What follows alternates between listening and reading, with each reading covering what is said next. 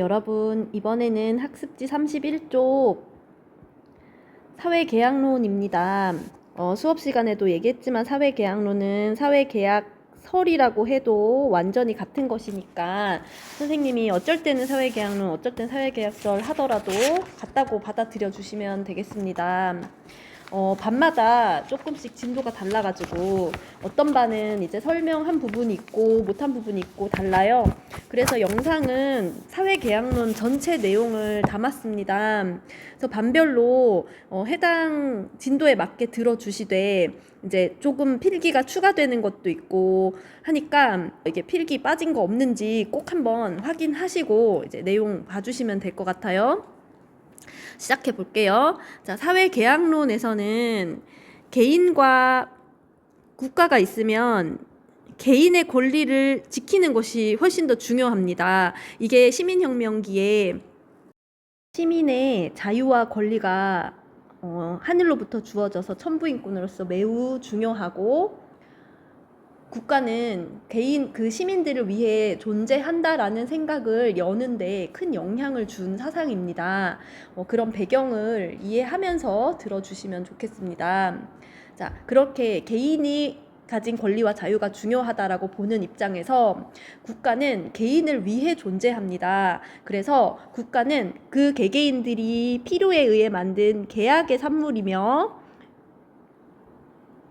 또 인위의 산물이기도 합니다. 자, 요거는 아리스토텔레스와 비교해야 된다고 했죠. 자, 계약의 산물이라는 것은 원래 인간의 본성에 주어져 있는 게 국가가 아니고 후천적으로 사람들이 필요에 의해서 뒤늦게 만든 것이라는 생각이기 때문에 계약의 산물, 인위의 산물 둘 다 얘기할 수 있는 겁니다. 그에 비해서 아리스토텔레스는 국가가 자연의 산물이라고 했습니다. 요거 비교하시면 좋고 밑에도 나오니까 참고해 주세요. 사회계약론자들은 시민혁명기에도 강조되었던 인간의 3대 권리, 이것을 보장하는 걸 가장 중요하게 생각했습니다. 그 3대 권리라 함은 개인의 생명, 그리고 서양 사람들이 무척 중요하게 생각하는 재산권, 그리고 자유의 권리. 이와 같은 권리를 보장받기 위해서 각자가 동의했고 이것이 계약이 되었고 계약사항을 법으로서 만들었고 이렇게 해서 그 법을 집행하고 운영하는 국가가 탄생했다라고 보는 관점입니다. 아까 설명했듯이 국가는 개인을 위해 존재합니다. 그러므로 국가보다 개인이 앞섭니다. 개인의 필요에 의해서 국가가 존재하는 거고 이와 같은 생각은 인간의 본성 속에 정치적 본성에 의해서 국가가 탄생했다라는 아리스토텔레스의 생각과 반대라는 점. 그래서 이렇게 두 가지의 관점을 비교해서 묻는 문제가 잘 나온다는 점 알아주시고요.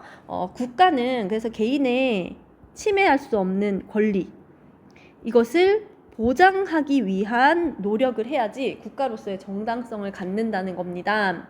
자, 홉스, 로크, 루소로 이어지는 과정에서 인간을 보는 관점도 그 다음에 중요하게 생각하는 정치 체제에 대한 내용도 조금씩 달라집니다.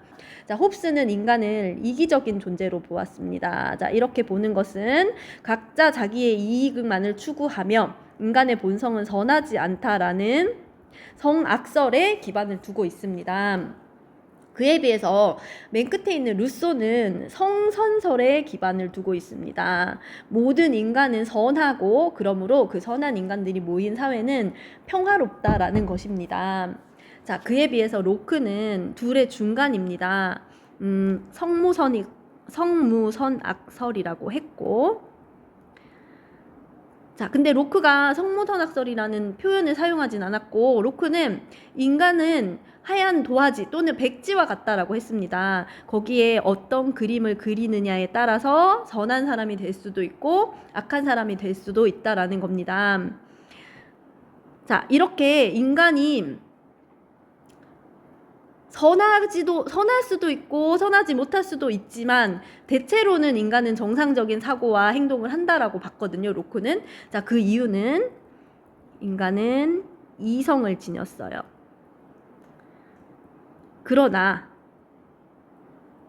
이성을 지녔다고 완전히 선한 행동을 하거나 완전한 인간이 아니기 때문에 오류의 가능성도 존재합니다. 그렇기 때문에 성모선악설의 관점에서 바라봤다라고 할 수 있습니다. 자, 이렇게 인간을 보는 관점이 서로 다른데 홉스부터 한번 전개를 해볼게요. 자, 홉스가 바라본 인간은 이기심을 가지고 있습니다. 자기 이익만 추구합니다. 이런 사람이 모여있는 상태, 자연 상태라고 부를게요. 자, 국가가 아직 발생되기 전의 상태입니다. 자, 그럴 때 이기적인 인간들은 각자 자기만의 이익을 추구합니다. 그러다 보니 서로가 서로를 못 잡아먹어서 안달, 자기 이익만을 먼저 취하기 위해서 눈에 쌍심지를 켜고 있습니다. 자, 그것을 만인에 대한 투쟁 상태로 보았습니다. 너무 기니까 선생님이 말할 때는 이제 만만투로 얘기할게요. 자, 그리고 여기서 우리가 꼭 잘 기억해야 될 점, 요거라 그랬죠? 요거예요. 자, 이와 같은 만인에 대한 투쟁 상태, 거의 정글과 같은 모습이라고 할 수 있어요.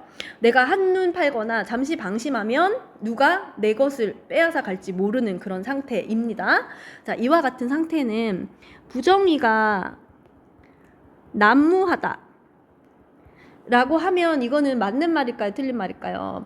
우리 상식으로 이걸 맞다고 생각을 합니다. 그런데 이제 빨간색으로 중요하다고 얘기해주는 이유는 이게 아니기 때문입니다. 왜냐하면 자, 이렇게 자연 상태에서 각자의 이기심에 따라서 이기적 본능에 따라 살아가는 자연 상태에는 정의롭다의 개념 자체가 없습니다. 정의로움과 부정의함의 그 구별이 없는 상태라는 겁니다. 그냥 단지 각자는 자기의 본성에 따라서 살아가고 있을 뿐이거든요. 자, 그래서 부정의가 난무한다. 이거는 틀리는 말이고, 다르게는 정의와 부정의의 구별이 없습니다. 정의의 개념 자체가 아직 형성되기 전이라고 생각하시면 됩니다. 자, 그러나 이 자연 상태에서 사람들은 언제 내가 목숨을 잃을지, 내 것을 빼앗길지 두렵습니다. 불안합니다. 그런 사람들이 서로 약속을 하게 됩니다. 너도 내 거 빼앗아 가지 말고 내 생명 해치지 마. 그러면 나도 너의 생명과 재산을 안 해칠게, 안 빼앗을게. 이렇게 서로 간에 약속, 그게 계약이 되는 거죠. 계약을 하게 되고 그로부터 국가가 탄생한다고 생각했습니다. 그래서 홉스가 생각하는 국가의 역할은 이 시기에 사람들이, 자연 상태에서 사람들이 가장 불안해하던 각자의 안전과 생명입니다. 그래서 국가는 개인의 생명 그리고 안전을 보호하는 역할을 최우선으로 합니다. 다른 말로 하면 사회 질서를 잘 유지하는 거고요. 그걸 통해서 평화를 실현하는 겁니다. 자, 이렇게 되면은 국가가 국민들에게 해줘야 되는 가장 중요한 역할이 이제 국가의 안보를 유지하는 거, 그다음에 치안을 잘 지켜주는 거, 이와 같은 것들이 되겠죠. 자, 이렇게 국가가 중요한 개인의 생명과 안전을 보호하는 역할을 하려면 이기적인 인간들, 자기 이익만을 추구하는 사람들을 잘 통제할 수 있어야 됩니다. 그래서 이 통제를 잘 할 수 있는 역할을 권력자에게, 주권자에게 주게 됩니다. 자, 그래서 이 권력이라는 것은 원래는 개인이 갖고 있었습니다. 개인에게 권력이 있었는데 그 개개인들이 이제 대표자를 정해서 그 대표자에게 우리가 가지고 있는 권한을 대신 행사하게 해주는 겁니다. 그리고 국민들은 생명과 안전을 보호받는 거죠. 그래서 여기서 말하는 이제 권력을 가진 사람은 왕이 되겠습니다. 그래서 왕 또는 군주라고 쓸게요. 강력한 힘을 가진 사람이 있어야 이기적인 사람들이 통제가 됩니다. 그래서 군주에게 전적으로 국민들이 가진 권력을 넘겨줍니다. 자, 넘겨준다. 일단 준다는 거는 양도한다고 하는데요.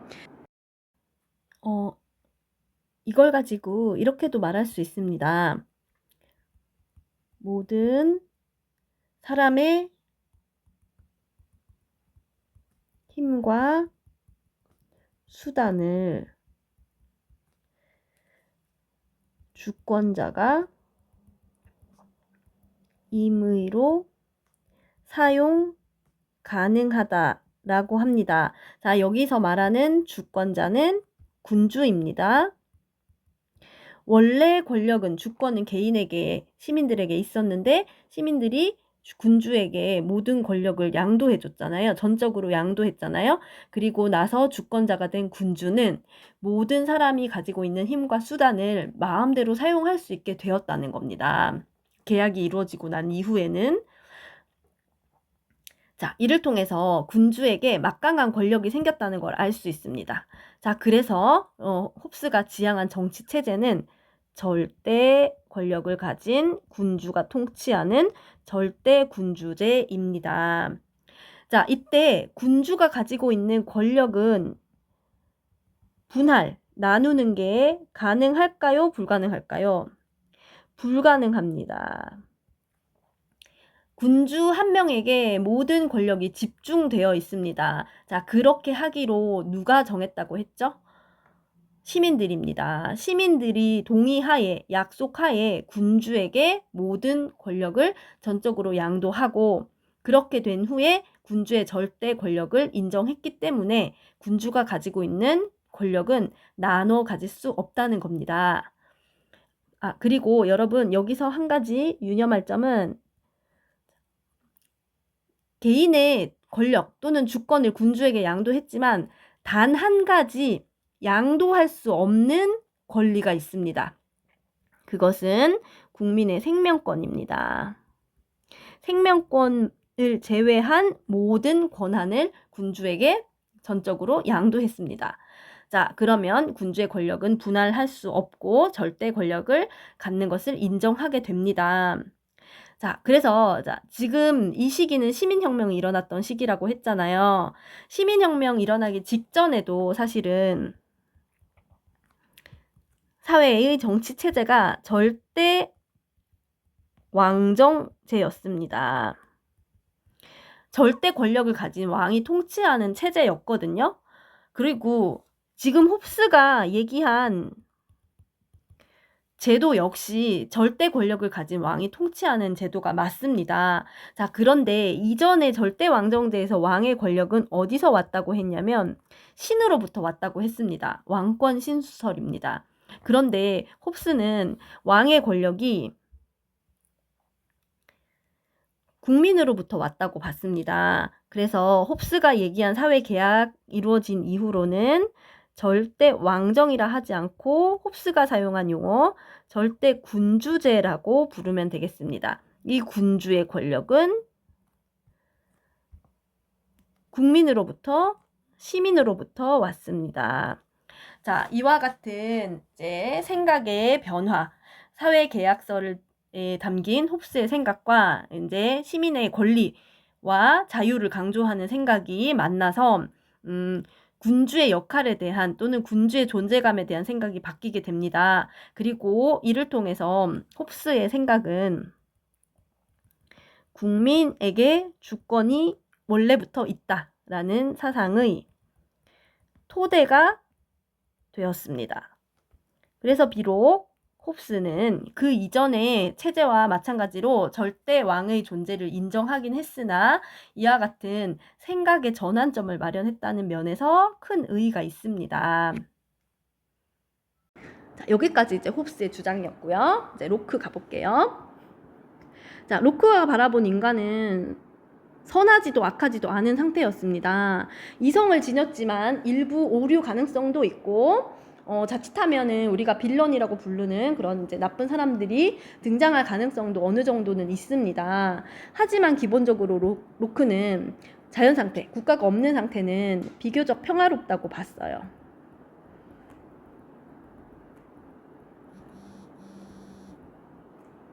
자, 그러나 인간에게 오류 가능성이 있기 때문에 사람들은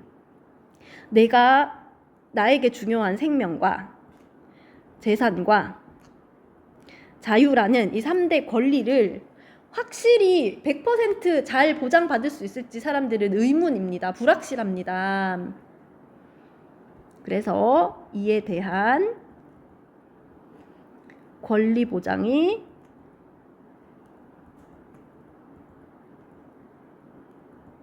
불확실하고요. 자, 그리고 오류 가능성도 있고 악행의 가능성도 어느 정도는 있는데 그런 일들이 생겨났을 때 이걸 처리할 수 있는 법률이나 재판할 수 있는 사람이나 또는 권력을 가진 존재가 없습니다. 자, 이와 같은 상태를 뭐라고 부른다고요?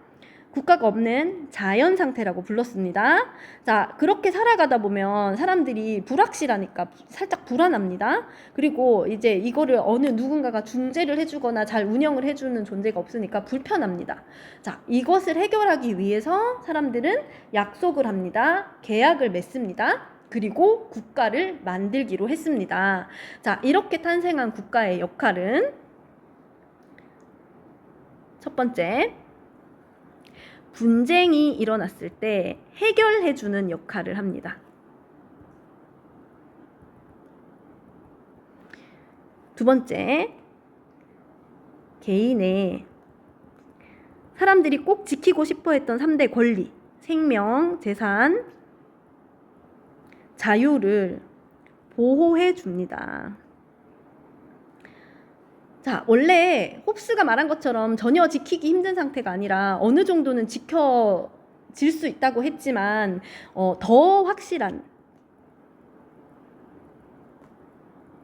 권리 보장을 위해서 사람들은 국가의 탄생에 동의를 했다는 겁니다.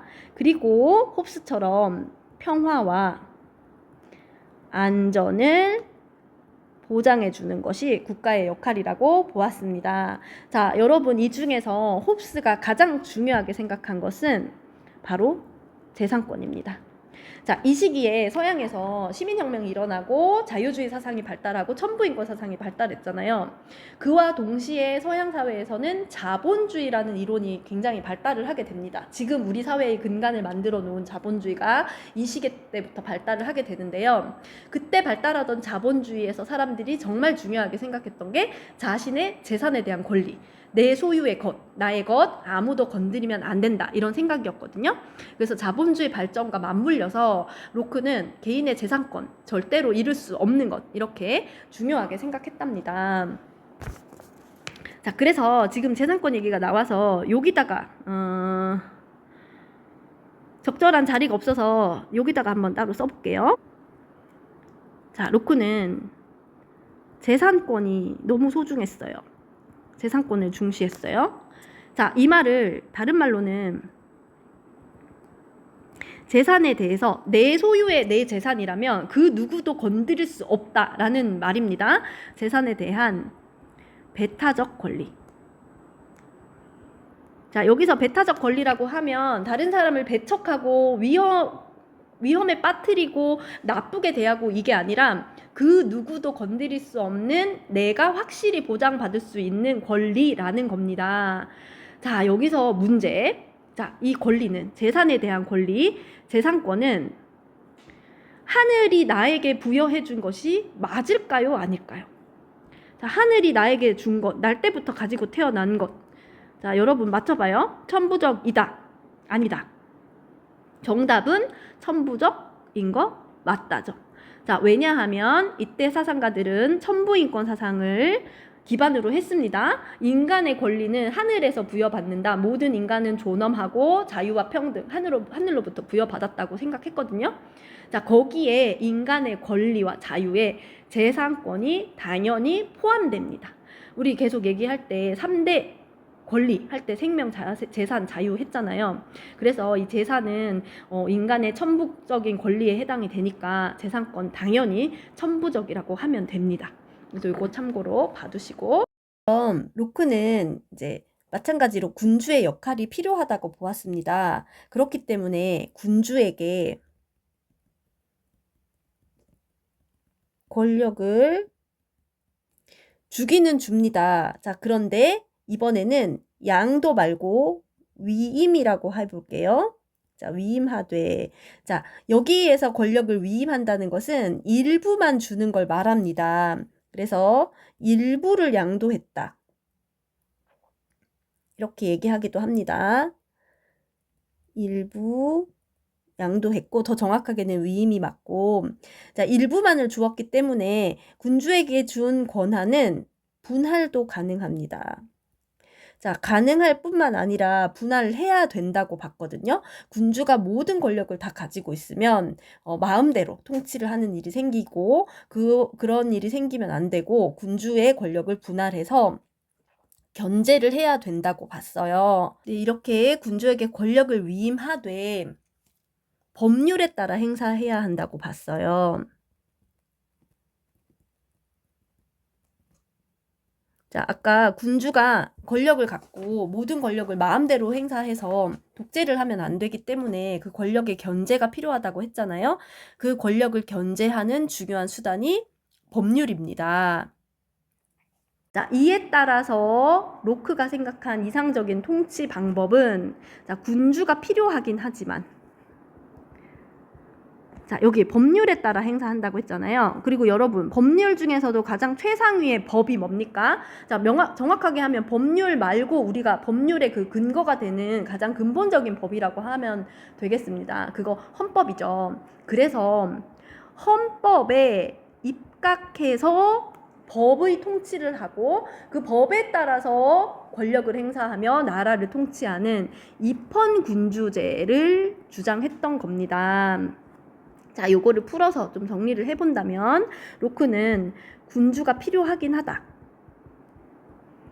하지만 그 군주가 절대 권력을 갖는 것이 아니라 그 군주의 권한을 헌법으로 제한하겠다라는 겁니다.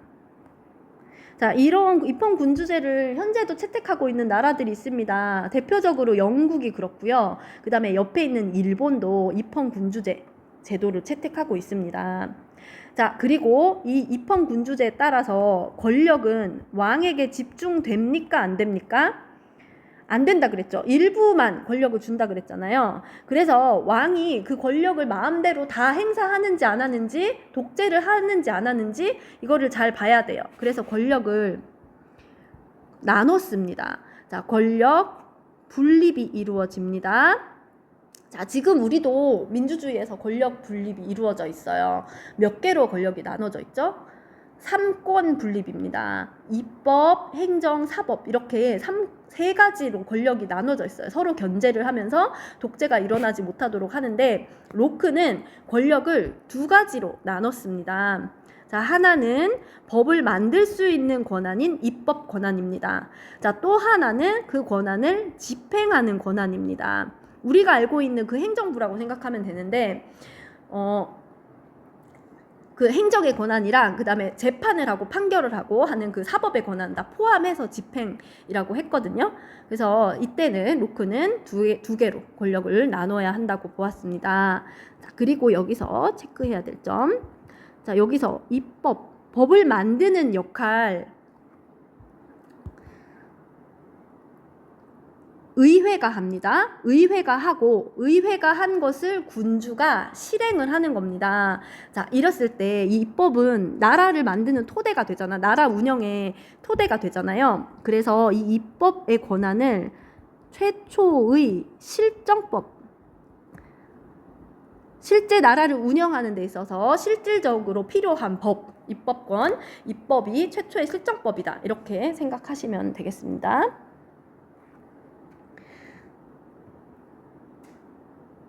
자, 그래서 지금 표시가 다른데 앞에 홉스는 권력 분할은 불가하다고 했어요. 그에 비해서 로크는 권력 분립해야 한다고 보았습니다. 요거 비교 포인트가 되니까 잘 체크하시면 되겠습니다.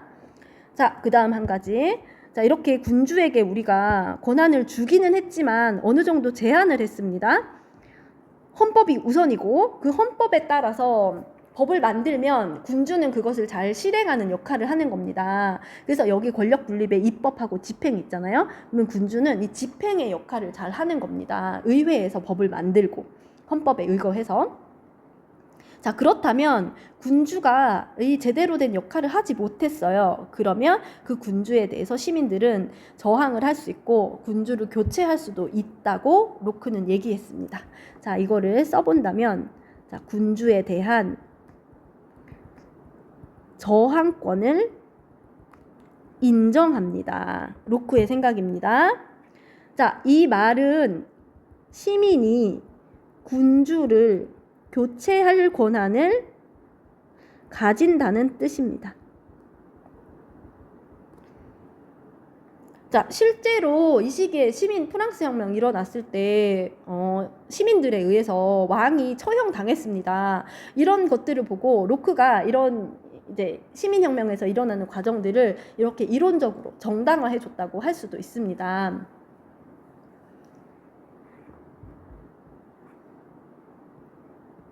자, 여러분 이제 이번엔 루소로 갈게요. 자, 루소는 성선설의 관점에서 인간을 바라봤습니다. 자, 선량한 인간들이 모여 있으면 자연 상태는 자유롭고 평화가 실현됩니다. 자, 그런데 실제로 사람들이 살아가는 사회가 그렇지 못했잖아요. 왜? 어떤 현실이 그랬냐? 불평등합니다. 그 다음에 지배계급이 피지배계급을 억압하고 착취하는 관계가 지속이 됩니다. 자, 그것을 예속이라고 할게요. 노예할 때 그 예속의 상태가 원래 인간들이 있을 때는 원시시대를 생각하면 돼요, 여러분. 원시시대는 모든 인간이 선량한 본성을 가지고 평화롭게 살았는데 계속해서 인간의 역사가 지나오다 보니까 불평등이 심해지고 노예라는 존재가 계속해서 사라지지 않고 존재해 왔다는 겁니다. 자, 이것을 무엇 때문이라고 봤냐면 인간 본성 때문이 아니라 사유재산을 인정하는 사유재산 제도 때문이라고 루소는 생각했어요. 자, 이 사유재산을 비판한 사상가 중에 이제 공산주의의 그 시조가 된 마르크스의 생각도 마찬가지인데 사유재산이 우리 사회를 불평등하게 만들었다고 봤습니다. 하지만 인간의 본성은 선합니다. 자, 그러면 국가가 등장을 해서 어떤 역할을 해야 되느냐?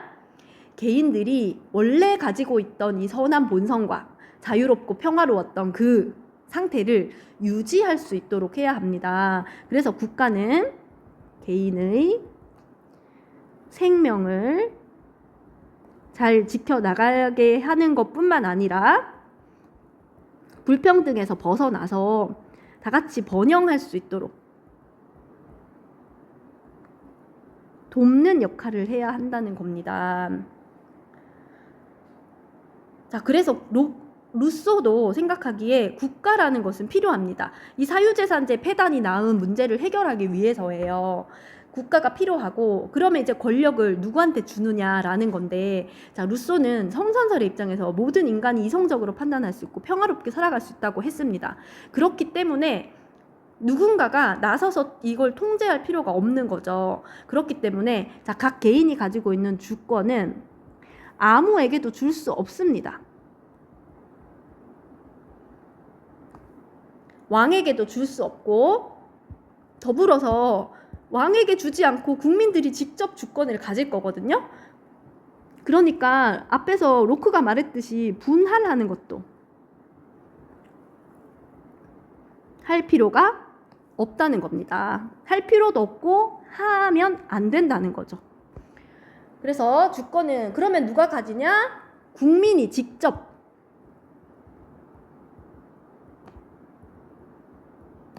주권자가 되는 겁니다. 그러므로 아무에게도 이 주권을 줄 수 없고 나눠 가질 수도 없다라는 겁니다. 자, 이와 같은 생각으로 나올 수 있는 정치 제도는 자, 국민이 직접 주권자가 돼서 나라의 중요한 일을 결정하고 나라를 운영하는 겁니다. 자, 그것을 직접 민주주의라고 하죠. 자, 직접 민주주의에서는 나라가 잘 운영될 거라고 믿었습니다. 왜냐하면 사람들은 모두 선하다고 했잖아요. 선한 본성을 가지고 있기 때문에 어떤 결정을 하더라도 나를 비롯해서 모든 사람들에게 도움이 되는 결정을 할 거라는 겁니다. 자, 그와 같은 사람들의 생각을 루소는 일반 의지라고 불렀거든요. 자, 나만의 이익을 추구하는 게 아니라 사람들이 하는 생각과 결정은 모두 공공의 이익을 지향한다는 겁니다. 자, 그리고 이 공공의 이익은 우리가 사회사상 파트에서 많이 등장하는 공동선, 이렇게 봐도 될 것 같습니다.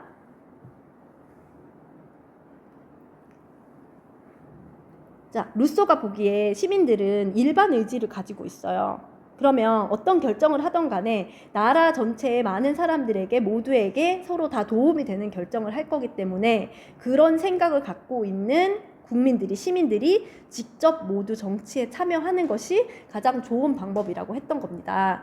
그렇게 해서 각자의 안전도 지키고 재산도 지키고 그리고 불평등으로부터도 벗어나게 된다, 벗어날 수 있다라고 본 겁니다. 자, 그렇게 해서 루소는 굉장히 이상적인 정치 제도를 제시했는데요. 실제로 직접 민주주의가 실현되고 있는 나라는 거의 없죠. 그래서 루소의 생각이 가장 이상적이고, 그 다음에 인간을 이기적인 존재로 봤던 홉스의 생각이 가장 이제 현실적이고, 그리고 실제로 지금 민주주의가 대부분 발달한 상태에서 일부 국가들은 로크가 제시한 입헌군주제를 채택하고 있는 상황입니다. 자, 이렇게 3명의 사회 계약설자가 우리에게 남긴 것은 아까 홉스 할 때도 했지만 이 국민 주권 사상이라는 겁니다. 자, 사회 계약설이 가장 우리에게 의미가 있는 점은 국가는 국민들의 필요에 의해서 국민들의 주권을 지키기 위해서 존재한다라는 생각입니다. 그러니까 국가가 존재하는 이유, 존속할 수 있는 근거는 국가가 국민들의 자유와 권리를 잘 지켜주는 거라는 거죠. 이것이 자유주의 사상과 민주주의 사상의 아주 근간이 되었습니다. 자, 그러면 위에서 이제 우리가 공부했던 내용 조금 심화해서 한번 볼게요. 자, 홉스가 말했습니다. 홉스는 자연 상태에서, 국가가 없는 상태에서 자신의 생존을 지키려는 행위, 자, 줄여서 자기 보존 행위라고 할게요. 자, 자기 보존 행위는 이기심을 갖고 하는 행동이죠. 각자 자기 이익을 추구합니다. 자, 이렇게 자기 이익을 추구하고 이기심에 의한 행위는 도덕적으로 비난받을 수 있다라고 했을까요? 없다고 했을까요? 자, 정답은 비난받을 수 없다입니다. 이기적인 행위를 하는 것은 도덕적으로 문제가 있는 게 아니라 인간은 원래 그런 거야. 이게 홉스의 생각입니다. 인간이 원래 그런 거지 그것이 뭐 잘못됐다거나 나쁘다거나 악의가 있다거나 그런 게 아니라 인간이 이기심을 갖고 행동하는 것은 이성에 따른 합리적 행위이다 라고 생각했다는 점입니다. 자, 그래서 홉스는 인간이 이기적인 존재라고 봤지만 그걸 부정적으로 보지 않고 인간은 원래 그런 존재야 이렇게 생각을 했다는 겁니다. 자, 2번째, 통치 권력은 법률에 따라 행사되어야 함. 자, 이 중에서 우리가 필기하면서 법률에 대해서 적었던 사람이 누구였죠? 네, 바로 로크였죠. 자, 법률에 따라 행사되어야 하고 자의적, 왕이 마음대로 할 수 없다는 거거든요. 왕의 권력을 제한해야 합니다. 법률에 따라서. 그래서 입헌군주제를 얘기했던 사람 로크였습니다. 자, 다음, 사회계약을 통해 자연적 자유를 잃게 되는 대신, 자, 여러분 여기에 힌트가 있습니다. 자연적 자유라는 것은 자연 상태에서 자유를 누릴 수 있게 된다는 겁니다. 자, 자연 상태에서의 자유를 누린다고 했던 것은 자연 상태에서 사람들이 이기적이지 않습니다. 선량합니다. 그러니까 자연 상태에서 자유롭고 평화롭기도 했습니다. 그런데 사유재산 제도라는 것이 생기면서 사회를 불평등하게 만들었어요. 그러니까는 사람들은 약속을 했어요. 계약을 맺고 국가를 만들기로 합니다. 자, 하지만 국가를 만들었다고 해서 국가 권력자에게 권력을 모두 주는 것이 아닙니다. 시민 개개인이 제대로 된 판단을 할 수 있기 때문에 모든 국민이 직접 정치에 참여할 수 있다고 얘기를 했어요. 국민이 주권자가 되는 겁니다. 자, 대신에 그렇게 했으면은 법을 만들고 그 서로 간에 지켜야 할 것들을 만들게 되잖아요. 자, 그러면 자연적 자유를 잃게 되는 겁니다. 자연 상태에서 누리던 것을 어느 정도는 포기해야 돼. 대신 시민으로서 우리가 보다 평등하고 보다 더 일반 의지에 근거해서 좋은 사회를 만들어 갈 수 있다라고 본 것입니다. 자, 이렇게 설명한 사람은 루소입니다. 자, 그리고 마지막은 로크가 얘기했습니다. 자, 로크는 이 묵시적 동의, 명시적 동의 이런 개념을 얘기를 하는데, 묵시적 동의는 말하지 않아도 동의했다라는 걸 말하고요. 명시적 동의는 계약서에 딱 쓰고 도장 찍고 이렇게 하는 게 명시적 동의입니다. 자, 로크는 한 나라의 국민이라면 따로 계약서를 쓰지 않아도 국민으로서 그 나라의 법을 지켜야 하는 의무가 발생된다고 보았습니다. 대신에 그 사회의 구성원이 된다면 시민권 또는 영주권 이렇게 생각하면 됩니다. 자, 우리는 지금 이제 이민을 가지 않고 대한민국에 살고 있잖아요. 근데 만약에 다른 나라로 이민 가서 내가 그 사회의 구성원이 되고 싶어. 그러면 시민권 또는 영주권을 따야 됩니다. 자, 영주권을 따기 위해서는 어느 정도의 기준이 필요하고 테스트를 통과해야 됩니다. 자, 그렇게 해서 내가 이 나라의 국민이 되겠노라라고 그 서약을 하는 명시적 동의가 있어야 구성원이 될 수 있다는 겁니다. 자, 그렇게 되면 준법의 의무는 당연하겠죠. 다만 내가 그 사회의 구성원이 되기로 또는 이제 이민을 가서 그 사회의 한 나라의 시민이 되기로 이렇게 약속을 하지 않더라도 한 나라에서 내가 살고 있다면 특별한 이런 약속을 하지 않더라도 준법, 나라의 법을 따라야 되는 의무는 생긴다는 겁니다. 이거는요, 여러분 쉽게 생각하면 로마에 가면 로마법을 따르라 말이 있죠. 이런 명언이 있잖아요. 내가 속해 있는 그 정치 체제에서 거기서 내가 이제 나가고자 한다면 뭐 굳이 영주권 따지 않더라도 거기서 생활하고 살아나간다면 그 사회의 법과 질서를 따라야 하는 의무가 생긴다는 겁니다. 자, 이것은 묵시적 동의로도 발생한다라고 본 게 로크의 입장이었습니다. 그리고 우리 홉스, 로크, 루소 세 사상가의 공통점을 꼽아본다면 우선 국가는 계약으로 인해 탄생하였다. 인위의 산물이다. 라는 거였고, 그 다음에 여기 표시한 거 국민 주권 사상의 토대를 마련해 준 사람이라는 점, 요거 꼽을 수 있었습니다. 그래서 원래 주권은, 나라의 주인된 권리는 국민에게 있었으나 홉스는 주권을 원래 국민에게 있었지만 국민들이 전면적으로 양도해서 군주에게 전적으로 다 주었습니다. 그래서 결과적으로는 군주가 주권을 가지게 되었고, 자, 로크는 국민들이 주권을 가지고 있었고 그것을 일부 정부에 위임합니다. 하지만 기본적인 주권은 여전히 국민에게 있습니다. 그래서 군주제를 인정했지만 주권은 국민에게 있다고 봐야 합니다. 자, 루소 당연히 주권은 국민에게 있었습니다. 그리고 그 주권을 양도할 수도 없고 위임할 수도 없고 분할할 수도 없다고 했죠. 일반 의지를 가지고 국민들이 직접 통치하는 직접 민주주의 제도를 주장했습니다. 결과적으로 홉스는 사회 계약을 맺은 이후에는 주권이 군주에게 있고 로크는 여전히 국민에게 있고 루소 마찬가지로 국민에게 주권이 있다고 보았습니다. 자, 그럼 이걸 토대로 여기 지금 아래쪽에 선생님 쓸게요. 자, 요거 해당되는 사상가는 셋 중에 누구일지 한번 생각해 볼게요, 여러분. 주권자는 법을 제정 만드는 거죠.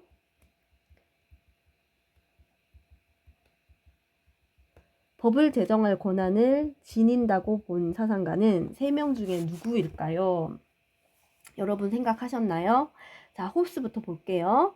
자, 홉스가 봤을 때 주권자는 이제 군주입니다. 군주가 모든 권력을 가지고 있으니까 법을 제정할 권한을 지닙니다. 그래서 홉스 해당되겠죠. 자, 그 다음에 로크 될까요? 안 될까요?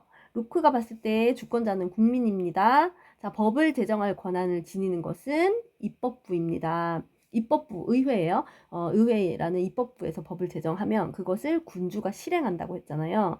그러니까 주권자는 국민인데 국민은 이미 권력을 위임했고 입법부에 법을 제정할 권한을 지니고 있는 것은 아닙니다. 그래서 로크는 안 되고요. 자, 루소는 주권자입니다. 그리고 모든 시민들이 일반 의지를 가지고 민주주의에 직접 다 참여하는 것이 맞다고 생각을 했기 때문에 법을 제정할 권한도 지닐 것입니다. 그러므로 루소는 되겠죠. 자, 다르게 얘기하면 홉스와 루소는 공통적으로 주권자가 법을 제정할 권한을 지닌다고 보았다는 점입니다. 자, 여기 한번 또 강조하고 네, 이렇게 해서 긴 시간 여러분 사회계약설 수업 듣느라고 고생하셨어요. 최대한 선생님이 짧게 하려고 했는데도 설명하다 보니까 생각보다 길어졌습니다. 자, 여러분 열심히 고생해서 수업 들은 만큼 마무리 잘 하시고 시험에서 원하는 결과 얻으시기를 바랍니다. 응원하겠습니다, 여러분.